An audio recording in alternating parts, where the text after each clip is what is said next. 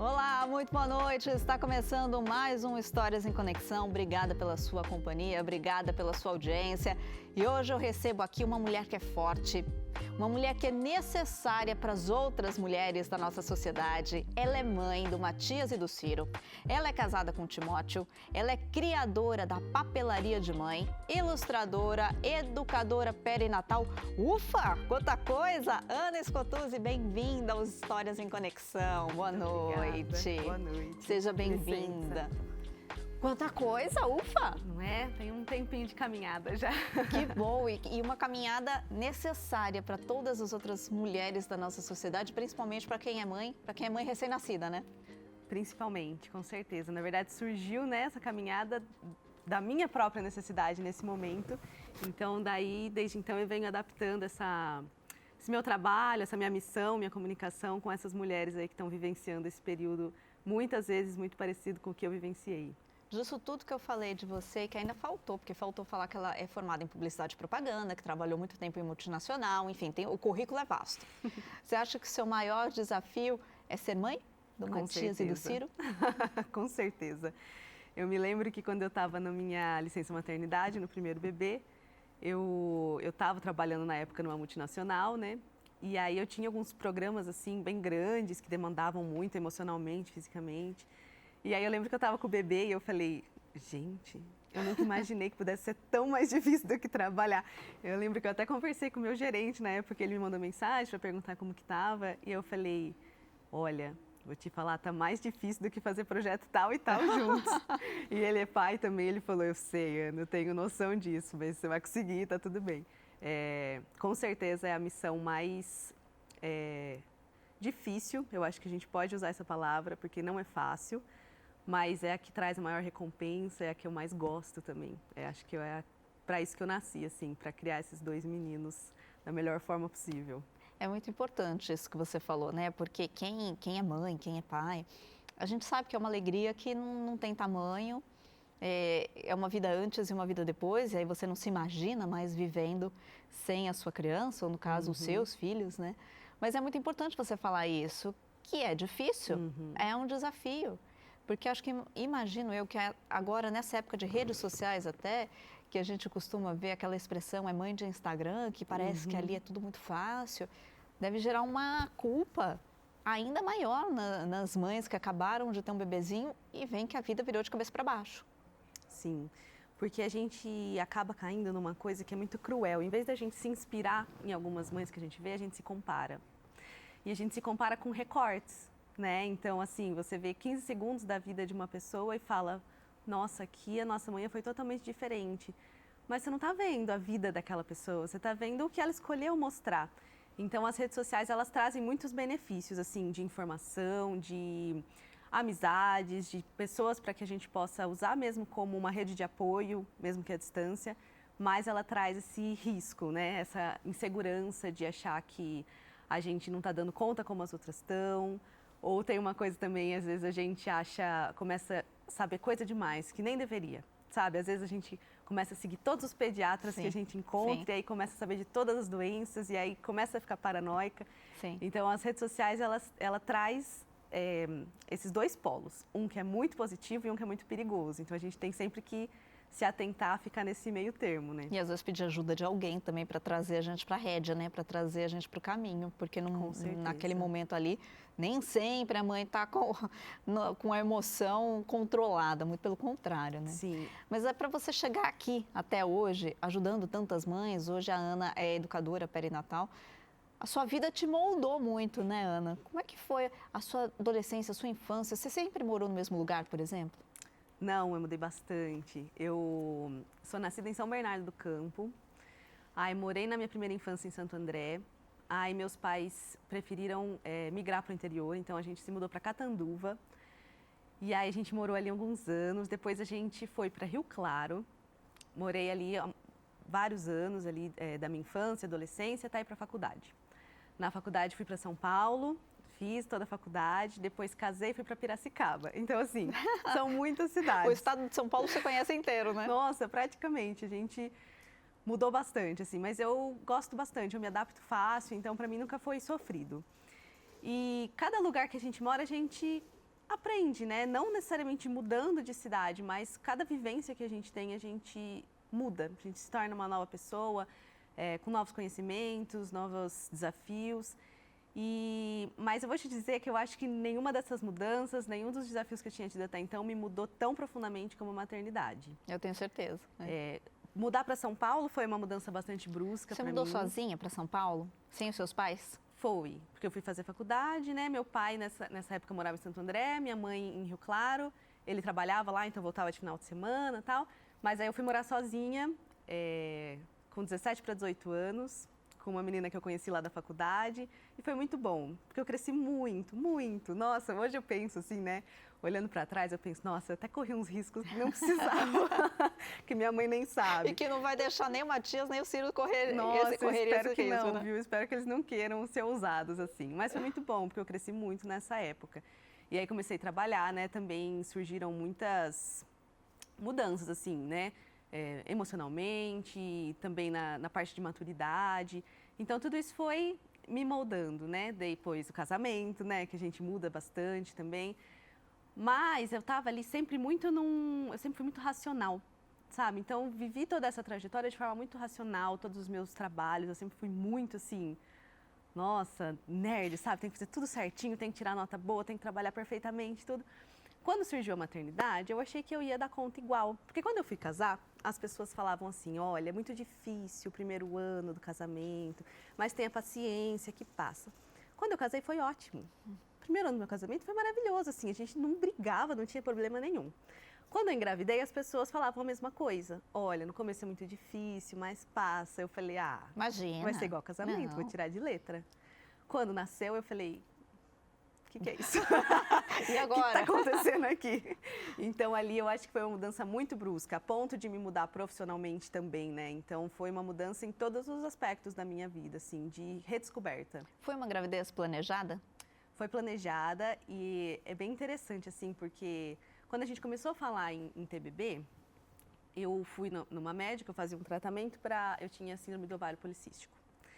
E na época eu fiz alguns exames e a médica falou, olha, eu vou te dizer uma coisa, você é nova, começa a tentar, mas pelos seus exames você não vai engravidar naturalmente. Então tenta aí 1 ano, não deu certo, a gente começa um tratamento, mas já vai pensando nisso, porque o tratamento é um tratamento que não é fácil, envolve muitas coisas. E aí eu falei, nossa, né, nunca tinha pensado nisso, mas tudo bem. E desencanei, porque assim, eu falei, o que tiver que ser, vai ser, e Deus tem preparado para mim o que tiver que ser. E aí depois de, se eu não me engano, 7 ou 8 meses eu engravidei, naturalmente, não precisei fazer nada. Então assim, foi planejado, mas foi uma surpresa também, porque a gente achou que não ia rolar. E aí rolou, e aí o Matias chegou aí. A gente descobriu a gravidez lá para junho, metade do ano, assim. Foi bem emocionante, assim. Para você e acho que para a família toda, né? Para você, para o Sim, seu marido e para a família Matias, toda. primeiro neto dos dois lados. Então, pouco paparicado. Pouco paparicado, foi uma surpresa boa para todo mundo. O Matias está com quantos anos hoje? 4 anos. E aí tem o Ciro, que está com quanto tempo? 8 meses. Ai, que belezinha. E quando o Matias nasceu, eu falei, nunca mais. Gente, nunca mais eu vou passar por isso daqui.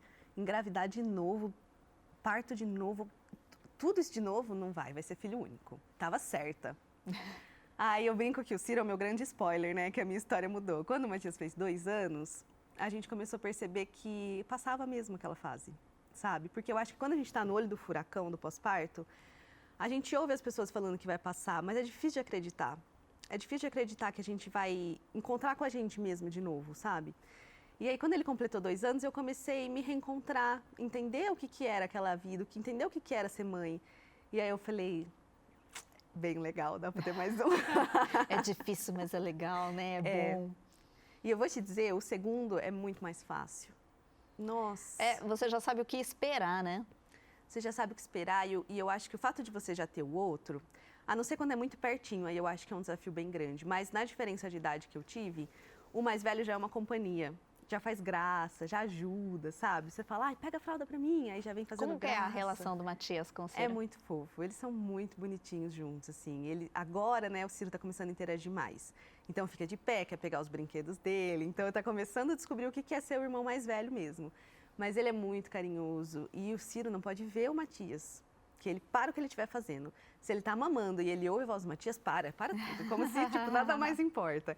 Nas férias agora, né, que o Matias ficava em casa o dia todo, as sonecas do Ciro diminuíram pela metade, porque ele não quer dormir, ele quer brincar com o Matias. Não tem tempo de dormir, né? Precisa não, brincar. Que isso, pra quê?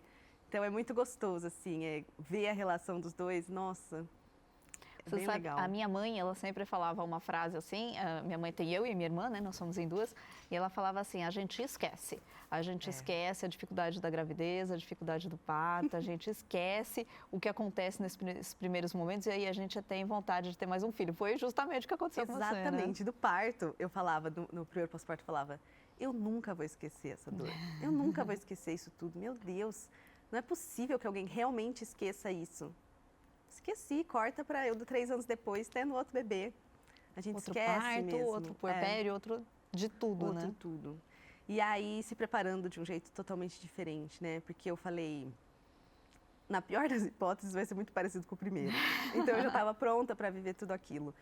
E aí, foi muito diferente, graças a Deus, assim, foi uma outra realidade. Então, eu brinco que o Matias nasceu e me deixou muito forte. Ele me transformou numa pessoa muito mais adulta, sabe? E o Ciro nasceu e me deixou com um ponto de vista de mais humor. Trouxe leveza. Trouxe leveza. Então, eu me tornei forte com o primeiro filho e deixei as coisas mais leves com o segundo. Então, se encaixou muito bem, sabe? Eu sou muito grata por ter vivido essas duas experiências. Que legal essa experiência. Uhum. E já já a gente vai falar um pouco da dificuldade do puerpério, até para quem não é mãe ou ainda quem está grávida. Tem um pouquinho dessa preparação e da sua fase de puerpério no meio de uma pandemia, né? Sim. Além de tudo, estava acontecendo uma pandemia no mundo. Exatamente. A gente vai para o intervalo, daqui a pouquinho tem mais Histórias em Conexão. Hoje recebendo aqui a Ana Scotuzzi. Até já.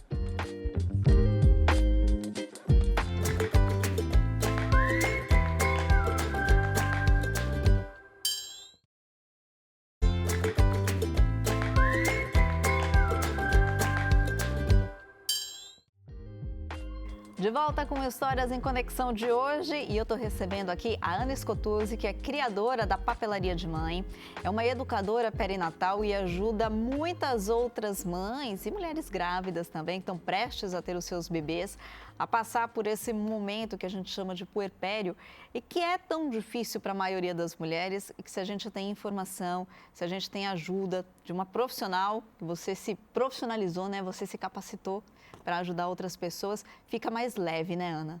Fica. Quando a gente se prepara, né, a gente sabe o que esperar, e não só a mulher. Para ter esse puerpério bem encaixadinho, é muito importante que a família toda saiba o que esperar. O que é um adoecimento mental, o que é o natural do baby blues, né? Então, até que ponto esse choro é um choro natural e saber que existe esse choro. Então, assim, se só a mulher sabe, a mulher não vai estar na capacidade normal dela de entender, né, o que está acontecendo ali. Então, é muito importante que o companheiro esteja sabendo, a rede de apoio, entenda o que é o não natural nessa fase, né? E aí a Ana falou aqui de adoecimento mental, de baby blues. A gente conversou com uma psicóloga também para ela explicar para a gente o que são esses termos, o que são essas fases que a mãe passa e o que acontece no corpo da mulher também nesse período pós-nascimento aí do bebê que a gente chama de puerpério. Olha só. Maternidade, substantivo feminino de 5 sílabas que descreve o ato de ser mãe.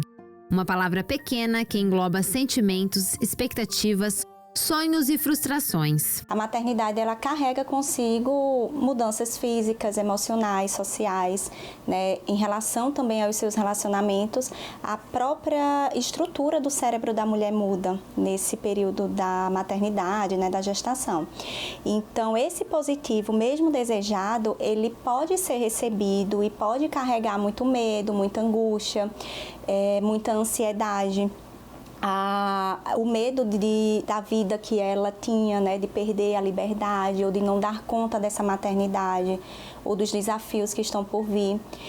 Existe muita ambivalência afetiva na maternidade. O que é que significa? São muitos sentimentos, muitas emoções, até mesmo contraditórios dentro de uma mesma experiência. Após o parto, essas mudanças elas acontecem de uma maneira mais drástica, né?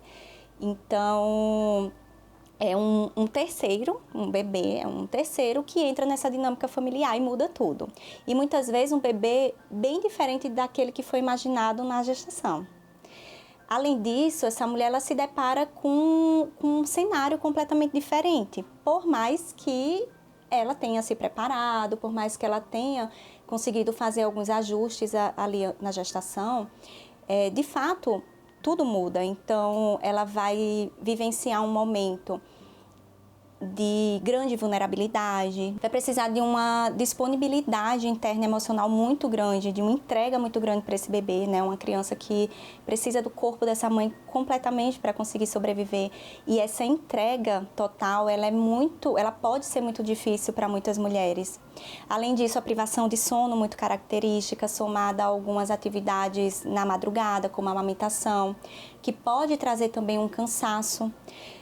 Uma sobrecarga, né? Novas responsabilidades que são somadas a outras que ela já desempenhava.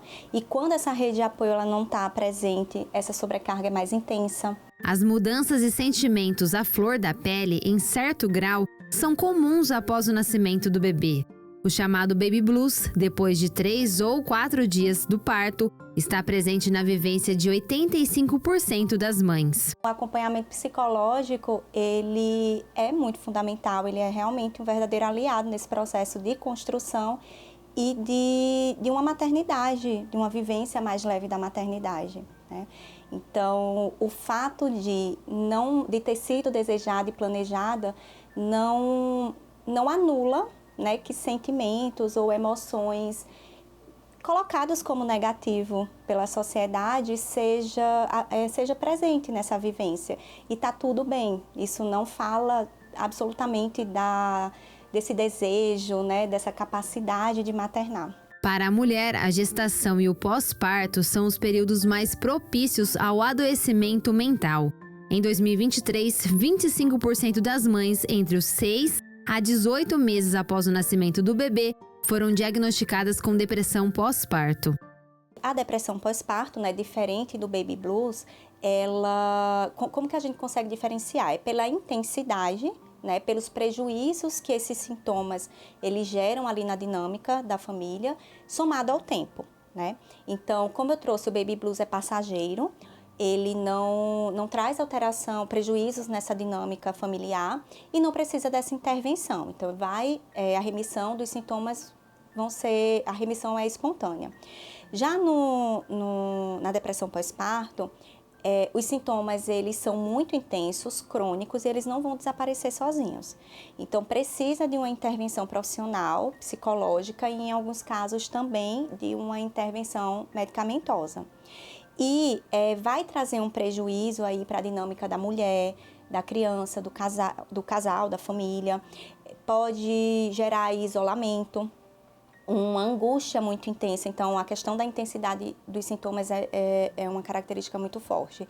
Uma angústia muito intensa, associada a pensamentos mais distorcidos, um sentimento de culpa muito grande em relação à maternidade ou de inutilidade, né? Um sentimento de tristeza também muito intenso e que são sintomas que persistem ao longo do dia e ao longo dos dias.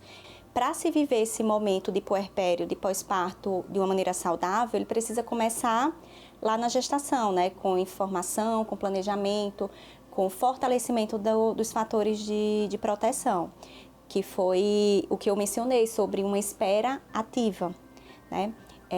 Muito da vivência ou das repercussões emocionais do puerpério acabam sendo também reflexo do que foi trabalhado ou não foi trabalhado na gestação. Aí são informações importantes para a gente saber que é muito normal passar por esses sentimentos todos logo na chegada do bebezinho ali em casa. Você passou, Ana? Você teve esse período de baby blues? Você teve esse período das emoções não estarem ali onde elas costumavam estar sempre? Ainda você que falou que era uma pessoa muito racional, né? Com certeza. Eu passei de forma bem intensa, assim, essa fase no primeiro puerpério. Apesar de saber que isso existia, para mim foi muito surpreendente em intensidade. A gente teve um parto que teve uma emergência no final, então foi já um parto com bastante tensão. Um pós-parto também bastante tenso, num hospital, que não deu muito suporte pra gente ali. E quando a gente chegou em casa, começamos com muitos problemas na amamentação. Um bebê que chorava bastante, também linkado a essa questão da amamentação. E quando a gente estava com 15 dias pós-parto, começou o lockdown em Piracicaba da quarentena. Então, a partir daí, a gente não teve mais ninguém em casa, né? A minha mãe, que iria alguns dias para me ajudar, deixou de ir porque a gente tinha medo. Então, dos 15 dias até os 3 meses e meio, a gente ficou absolutamente sozinho em casa. Eu, meu marido e o bebê, num apartamentinho que a gente morava. Ele passou a trabalhar de casa e foi, assim, nebuloso. Foi uma fase que é até difícil de lembrar alguns detalhes, assim. E aí, com toda essa questão da amamentação, a gente teve ainda algumas questões, porque como era pandemia, alguns exames não dava para fazer, alguns exames o convênio cancelava porque era pandemia, isso não era urgência. Foi uma bagunça, assim. E isso, essa dificuldade física da amamentação, somado a essa quarentena sem ver pessoas, isso tudo foi gerando em mim um adoecimento que eu demorei para perceber. Eu fiquei muito tempo pensando assim, ó, no começo é difícil para todo mundo. Não, isso aqui que eu estou passando, todo mundo passa. Todo mundo, se existe humanidade, é porque toda mãe passou por isso. E não, o que eu estava vivendo ali não era uma coisa normal, natural, esperada. E uma das minhas parteiras, né, que esteve comigo no parto, que me trouxe isso, falou, Ana, você já pensou em procurar talvez uma psicóloga para te ajudar nessa etapa? E eu falei, legal, vou lá. E foi muito importante, assim, porque eu realmente consegui enxergar que aquilo não era o que era proposto para acontecer. Mas sim, é muito difícil, mesmo quando as coisas estão dentro do esperado, né? E a gente saber disso, saber esses limites, entender o que é o esperado, entender que a privação de sono traz algumas coisas que a gente nunca viveu na vida. Sim, sim. Entender que às vezes o casamento vai ficar abalado nesse comecinho porque é difícil, porque está todo mundo muito cansado, é uma exaustão, existe muito medo. O bebê é muito pequenininho, normalmente a gente não sabe o que fazer, tudo dá medo, tudo é esquisito, ele chora, a gente não sabe o porquê. Então eu passei de forma muito profunda, muito difícil, foi... Você sentia culpa? Porque eu me identifico muito com o que você falou, meu filho hoje está com 2 anos, e eu passei muito por isso também, dificuldade na amamentação, a privação de sono, bebê chorando e a gente não sabia por quê, até descobrir o motivo por conta da amamentação. E aí as pessoas me falavam, não, o primeiro mês é muito difícil, mas depois melhora. Não, os primeiros 3 meses são muito difíceis, mas depois melhora. E eu senti uma culpa muito grande de não ver uma melhora emocional em mim. Você sentiu essa culpa? Senti muito forte essa culpa, porque, na verdade, era uma culpa misturada com medo. Porque, em relação à amamentação, né? Eu tinha me preparado muito durante a gestação para o parto. Tinha plano A, B, C, D. Mas a amamentação, para mim, não era uma possibilidade de não dar certo. Não tinha pensado que poderia acontecer isso. Eu sabia que era difícil, mas eu tinha toda a informação bem prepotente, sabe? E quando eu me deparei com aquela realidade totalmente diferente do que eu imaginei, aquilo me gerou uma culpa e um medo, porque eu achava que se ele não mamasse, não ia ter anticorpos, se tomasse fórmula, não ia ser inteligente. Aquelas coisas que, quando a gente pensa racionalmente, a gente fala, imagina. Mas que naquele momento, naquele turbilhão de emoções, é muito profundo. Então foi não só culpa, foram muitos sentimentos assim avassaladores, assim, que naquela época eram maiores do que eu. Sabe, quando a vida toda, né, eu acho que a gente precisa encarar nossos monstrinhos. Tem monstrinhos pequenos, tem monstrinhos que a gente tem que trabalhar. E no puerpério, eu acho que os monstrinhos, eles se libertam das correntes, assim, e tem esse trabalho de trazer eles de volta, de entender o que é real, o que não é. A gente tem uns pensamentos no pós-parto que, depois que passa isso, a gente fala, gente, o que é isso? Mas de assim, segurando o bebê, você fala, nossa, já pensou cair? Mas como que vai cair? O tempo inteiro. Você tá o tempo segurando, inteiro, né? Então, tudo isso traz muita insegurança, muita culpa, muito medo. E isso que te falaram é real. O primeiro mês é difícil, depois vai ficando mais fácil. O segundo e terceiro é um pouco mais fácil, depois vai ficando mais fácil. Mas mais fácil quanto? E depende muito, acho que de cada mulher, de cada mãe, de cada bebê. Muito. E de cada estado emocional também, né? Exatamente. E assim, se você fala para uma mãe com um bebê de 7 dias, sem dormir, daqui a um mês melhora. Um mês? Não aguento nem um dia. Um mês é muito tempo, né? Porque quando a gente olha para trás, um mês é muito rápido, mas quando a gente está ali no olho do furacão, um mês é uma vida inteira. Então a gente precisa ter muito essa empatia de entender que cada casa é uma casa, cada mãe é uma mãe, cada bebê é um bebê, Porque não tem nada, assim, hoje, eu enxergo que não tem nada na maternidade que seja para todo mundo. Cada pessoa vai viver uma realidade diferente. Às vezes o planejamento de 2 famílias é super parecido e a vida real é totalmente diferente. Então, são muitos sentimentos misturados e a gente precisa ter ajuda da rede de apoio para colocar cada sentimento na sua caixinha. Porque sozinha a gente muitas vezes acaba se perdendo. A gente vai falar já já sobre isso também, sobre essa rede de apoio, todo mundo se preparar para essa fase aí do puerpério. Já já, depois do intervalo.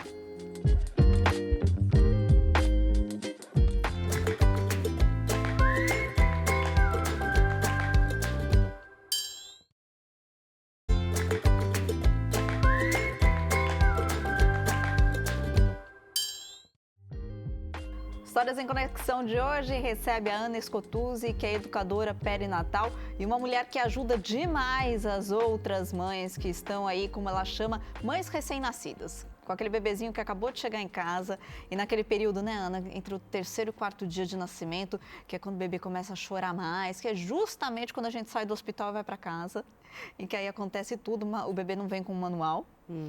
E aí você diz que cada família é uma família, cada bebê é um bebê. E por isso que é tão importante a família se preparar para a chegada desse bebê. Para quem tem rede de apoio, quem tem mãe, quem tem sogra, ótimo. Quem tem só o pai ali perto. Enfim, quem está junto dessa mãe precisa se preparar para esse momento. Precisa fortemente. O pai, né, aquela pessoa que vai estar junto, ele precisa estudar tanto quanto a mãe. É muito importante isso, tanto para o momento do parto. O pai precisa saber os direitos dessa mulher no hospital, dessa mulher e desse bebê. Então, se esse bebê vai ser separado, o pai precisa saber que ele pode estar junto, ele precisa ter convicção disso, porque às vezes ele vai precisar brigar pelos seus direitos. Então, ele precisa estar lá e ele precisa ser esse ponto de cuidado. É claro que existem muitos profissionais que podem ajudar nisso e ajudam demais, né? Nesse contexto de parto e pós-parto, tem as doulas. As doulas, às vezes, são um ponto de apoio emocional muito bom para esse casal. Mas, de qualquer forma, o pai tem o papel do pai. E quando a gente chega em casa, que esse bebê acorda, percebe que nasceu, é outro bebê, né? E aí, ali, a gente vai ter que descobrir quem ele é e quem somos nós. Então, ali tem um bebê que acabou de nascer, mas tem uma mãe que acabou de nascer e um pai que acabou de nascer. E quem são essas pessoas? E essas 3 pessoas moram juntas? E como lidar com tudo isso? Então, é uma mudança muito intensa, né? É uma mudança biopsicossocial. Muda tudo. Você vai ter responsabilidades totalmente diferentes das que você tinha, emoções totalmente diferentes. O seu corpo é outro corpo e é um corpo que você não vai ter para sempre, é um corpo de transição. Isso também, às vezes, é muito estranho. Então, ter esse suporte de outras pessoas, essa rede de apoio, que ela pode ser tanto voluntária, que, né, a gente vê muito assim, a avó, a irmã, uma prima, mas ela pode ser uma rede de apoio paga. Não tem problema nisso, sabe? Às vezes a gente tem essa percepção de, nossa, eu não estou tendo ajuda. E às vezes, se você tiver condição, você pode criar essa sua ajuda. Porque tem muitas coisas que ajudam no pós-parto que são básicas, que é a limpeza da casa, que é a gestão das roupas, a alimentação, a parte de amamentação. Então, uma consultora em aleitamento materno. São muitos profissionais que podem somar ali para o bem-estar dessa família, para o bem-estar dessa mãe, para a questão emocional, para que ela consiga descansar. Às vezes, se a família tem condição, tem uma babá que fique ali com o bebê, seja à noite, seja 3 horas durante o dia para esse casal descansar. Então, a rede de apoio, ela precisa ser programada, porque se você corre atrás na hora que já está ali o bebê, às vezes fica um pouco atropelado.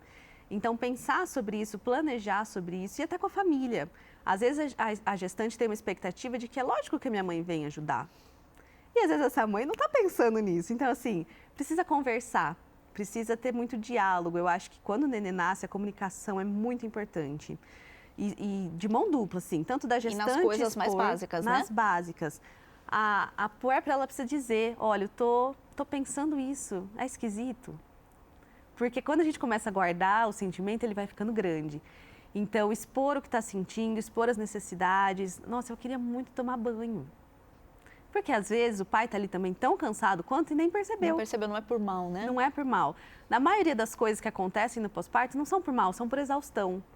E a gente precisa conversar para que as coisas não fiquem piores, né? Para que você não fique magoada. A gente precisa caminhar junto com essa rede que fortalece, uma rede de fortalecimento, né? Ana, você se capacitou hoje para ajudar outras mães. Em que momento que aconteceu essa virada de chave na sua vida? Porque você é uma publicitária, trabalhava em uma multinacional. Em que momento que você decidiu dar essa virada na sua carreira? Eu sempre gostei muito de arte, sempre desenhei, pintei e tinha isso muito como hobby. E do dia que o Matias nasceu, eu nunca mais tinha pego nada de lápis, de papel, de tela, nada, porque não dava, na verdade eu nem lembrava que isso existia. Era muito como se eu tivesse mesmo adormecida dentro daquela pessoa que estava fazendo aquele papel de cuidados numa quarentena. E eu lembro como se fosse hoje, assim, um dia que a minha mãe estava em casa, o Matias já tinha alguns meses, porque depois que ele fez 3 meses e meio, ela foi passar uma temporada com a gente, que ela falou, entre fazer isolamento aqui ou aí, vou fazer aí. E aí ela estava em casa e o Matias dormiu no colo dela, ela sentou no sofá e ficou vendo TV. E eu fiquei de pé parada do lado olhando. Eu não sabia o que fazer. E aí ela falou, que é isso? Vai fazer outra coisa, vai ficar me olhando aqui?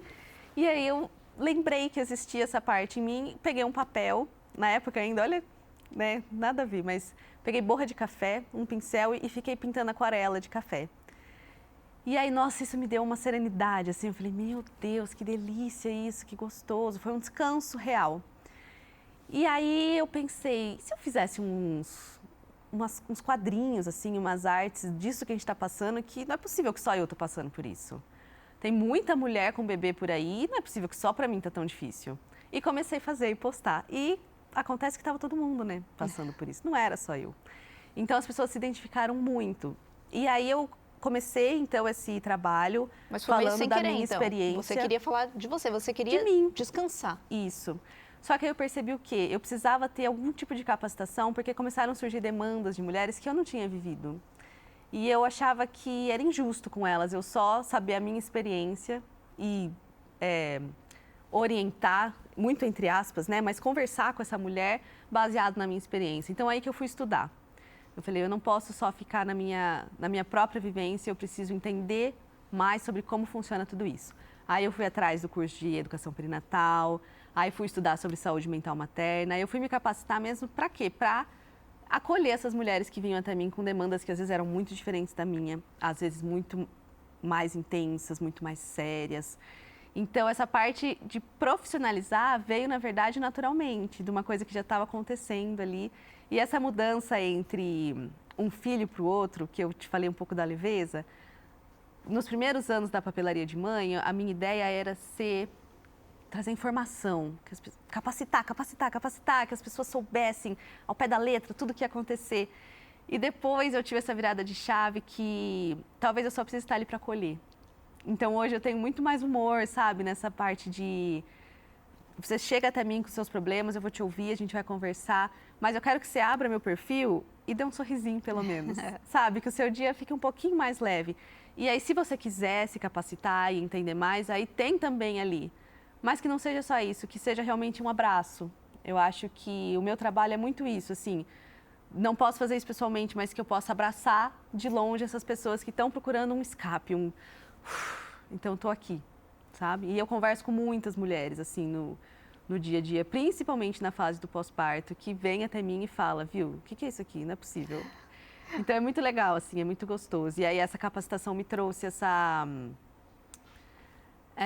base para conseguir conversar com essas mulheres com mais certeza, né? Hoje você faz atendimento presencial e online? Eu não faço atendimento. É mesmo? Na verdade, é uma parte, assim, até meio missionária, assim, de acolher essas mulheres que precisam mesmo. Hoje, a parte profissional da papelaria de mãe são produtos, infoprodutos.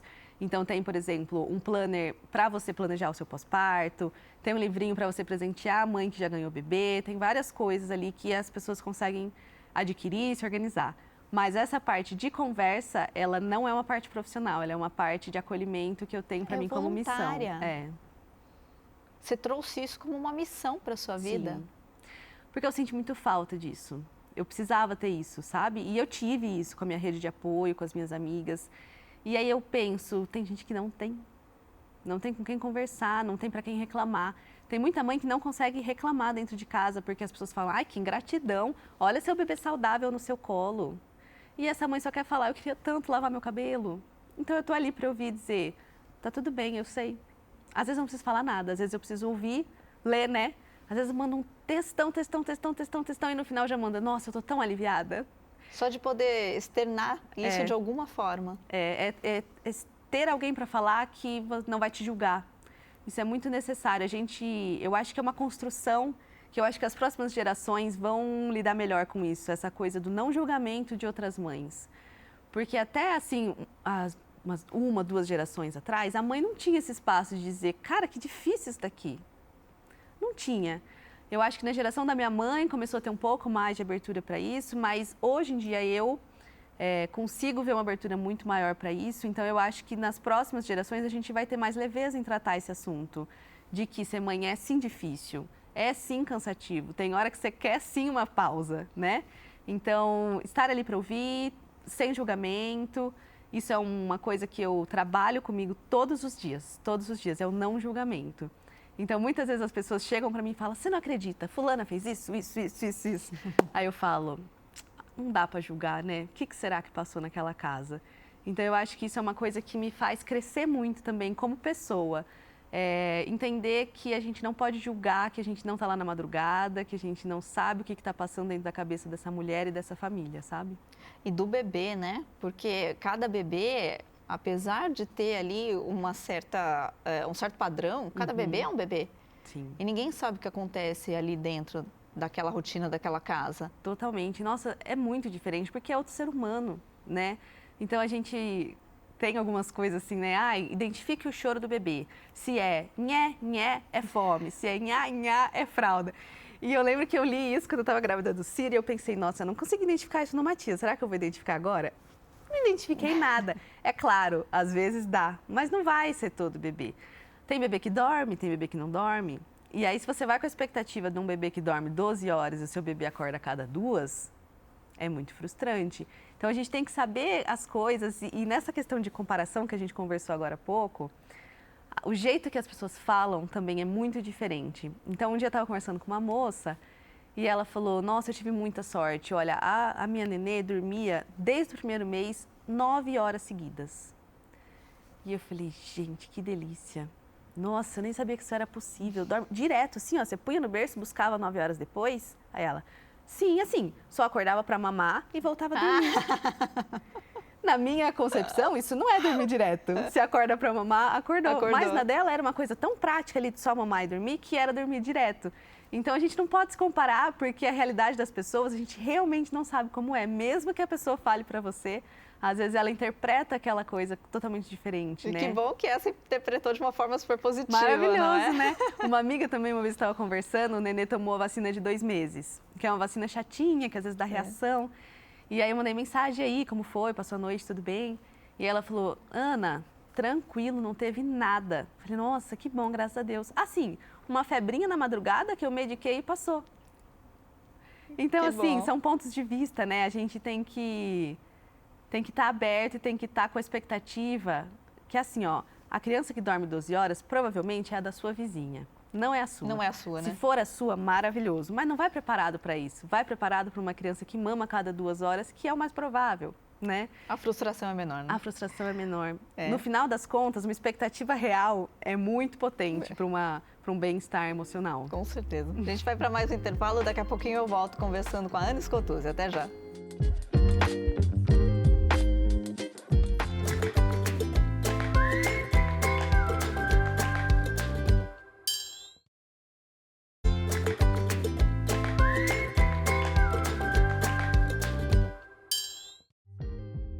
De volta com Histórias em Conexão dessa noite. Eu estou recebendo aqui com muita alegria a Ana Scotuzzi, que está dividindo um pouco da experiência dela como mãe, como ilustradora e como uma rede de apoio virtual para tantas outras gestantes e mulheres aí, mães, que estão passando por essa fase do puerpério, com histórias maravilhosas. E eu adorei saber que é uma missão essa na sua vida, né? A papelaria de mãe é a sua parte profissional. Sim. A parte de ajudar é realmente uma ajuda.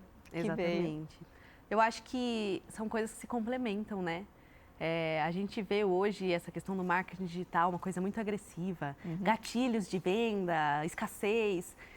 E para mim isso não faz sentido. Para mim no meu negócio não faz sentido. Então eu prefiro ser essa pessoa que tá ali para acolher e se fizer sentido para essa mãe, que ela adquira um produto. E não o contrário, eu acho que Quem é tem que você receber. hoje, como profissional?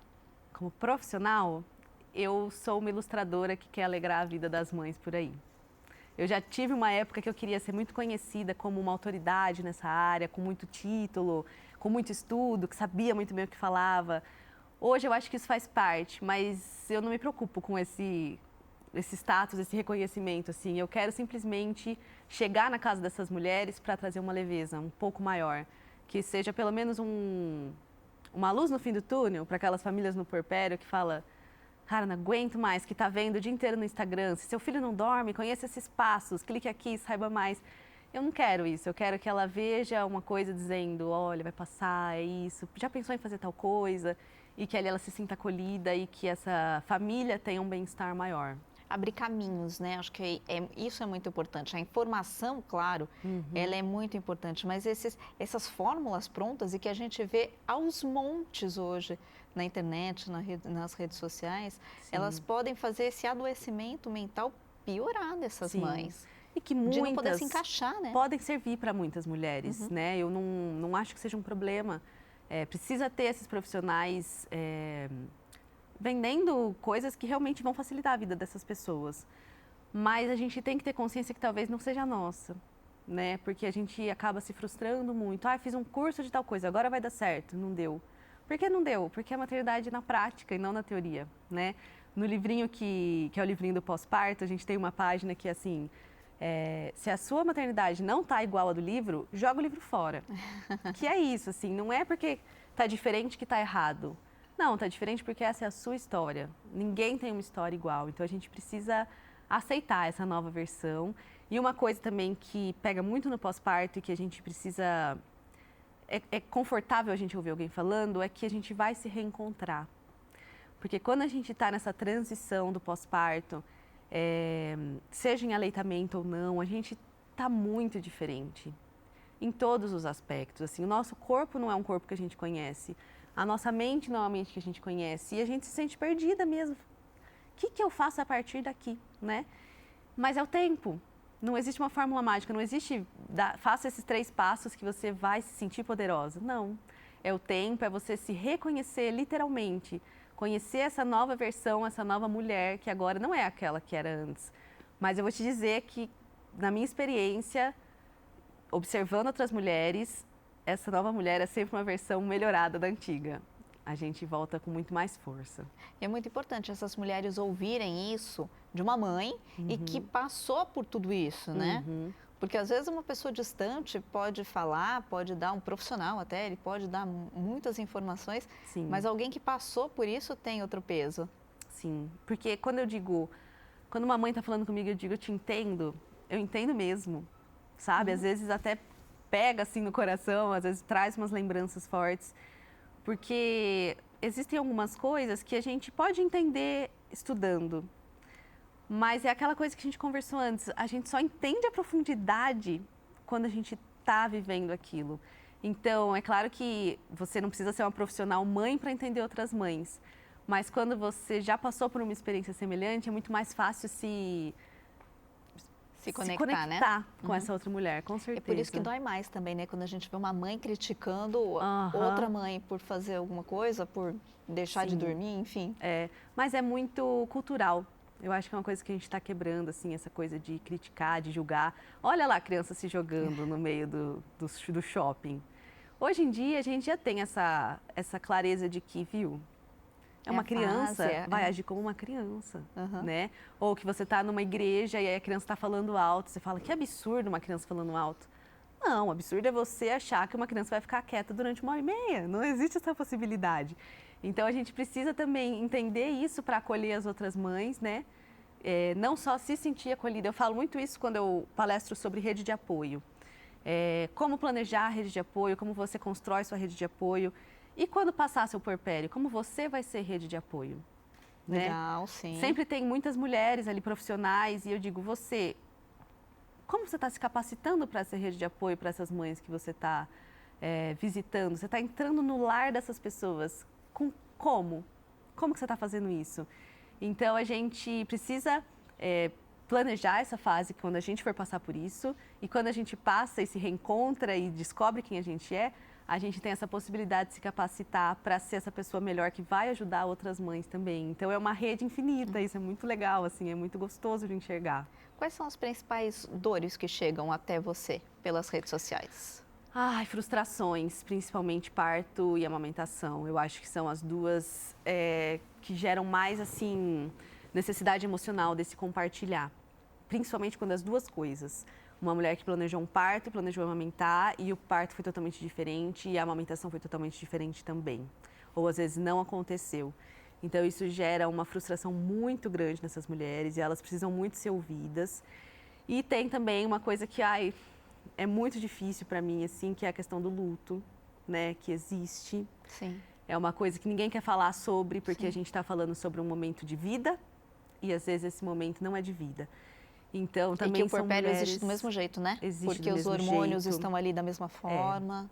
Então, é uma coisa muito difícil, assim, de se tratar, que eu nem me sinto muito capacitada para isso. Quando surge esse tema, nossa, é uma coisa que me pega muito, assim, pessoalmente. Mas, no geral, a grande maioria é realmente com esses lutos em relação a coisas que não aconteceram, né? Ou planejei uma coisa e está muito diferente, essa ideia do bebê perfeito. A mãe que olha para o bebê e fala, é feio. Isso existe? A grande maioria não olha para o bebê e fala, meu Deus, amor da minha vida, eu faço tudo por você. Normalmente olha para o bebê e fala, nu? E agora? Né? E aí tem a mãe que acha o bebê feio, tem a mãe que acha que o bebê seria diferente, seria mais bonzinho. Tem aquela mãe que está com uma rede de apoio complicada, que fica falando, você está fazendo errado, você devia...